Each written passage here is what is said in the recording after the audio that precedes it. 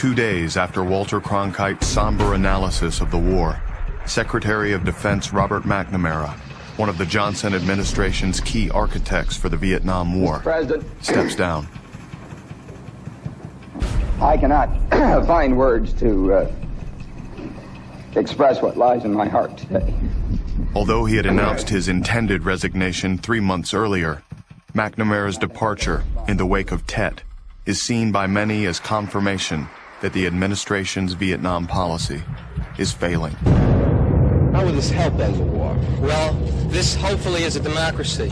What becomes known as the credibility gap is vastly widened, as many American people see a strikingly different view of the war than the optimistic pronouncements of the Johnson administration. All the statements are very different, and it's very hard to believe. One says this way, the other one says the other way, and I don't know what to believe. I have a brother that just came back from Vietnam, and he talked about it, and it's a lot rougher than what they said. National politicians seize the opportunity and openly speak out against the war. The senator from Minnesota, Eugene McCarthy, challenges President Johnson, his fellow Democrat, for the party's nomination for the coming election, and nearly defeats him in the New Hampshire primary. The entire history of this war in Vietnam, no matter what we call it, has been one of continued error and of misjudgment.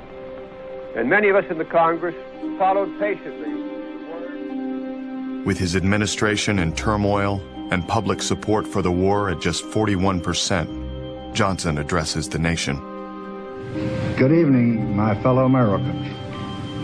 Tonight I want to speak to you of peace in Vietnam and Southeast Asia. He orders a halt to the bombing of North Vietnam, in the area where 90% of the population resides, and announces an effort to start peace talks to settle the war.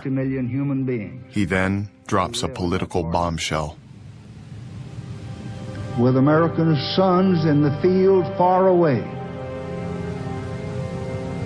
with America's future under challenge right here at home, with our hopes and the world's hopes for peace and the balance every day, I do not believe that I should devote an hour or a day of my time to any personal partisan causes or to any duties other than the awesome duties of this office, the presidency of your country.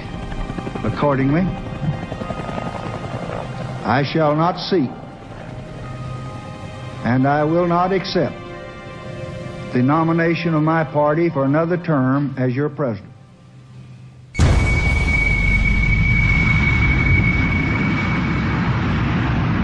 Eight days after Johnson's stunning announcement, the siege at Khe Sanh, the final remaining battle of the Tet Offensive, officially ends. The Air Force's relentless bombing succeeded in finally forcing the NVA to pull back, and eventually opened the way for soldiers from the 1st Air Cavalry to break through to the base. The 77-day-long battle is the longest ever fought by U.S. troops during the Vietnam War, and one of the costliest. Of the 6,000 Americans at Khe Sanh, 274 have been killed, and another 2,500 wounded. Of the estimated 20,000 NVA who originally encircled the base, 12,000 are dead. I suppose part of me is still in shock. I thought for sure I was gonna die up on that hill. But somehow, we held off the attack.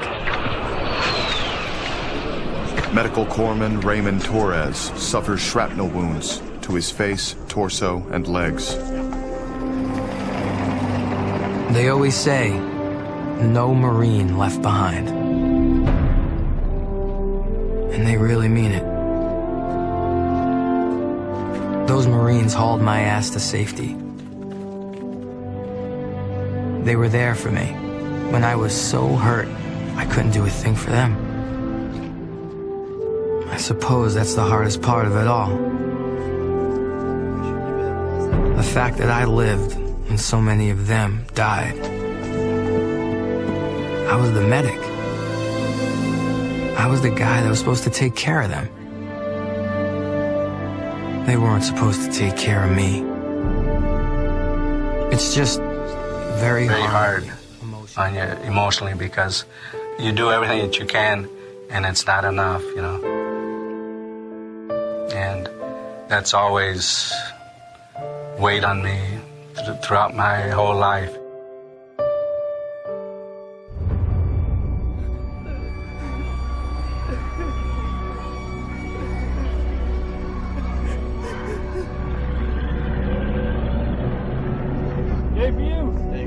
In their final analysis, the U.S. military reports that 69% of the 84,000 NVA and Viet Cong troops who fought during the Tet Offensive are killed. The VC guerrillas suffer such devastating losses, both in numbers and to their command structure, that they are essentially wiped out as an effective fighting unit. Militarily, Tet is an unquestionable American victory. But for much of the American public, it will be the graphic images of death and destruction that continue to resonate the loudest. Tet has changed the war.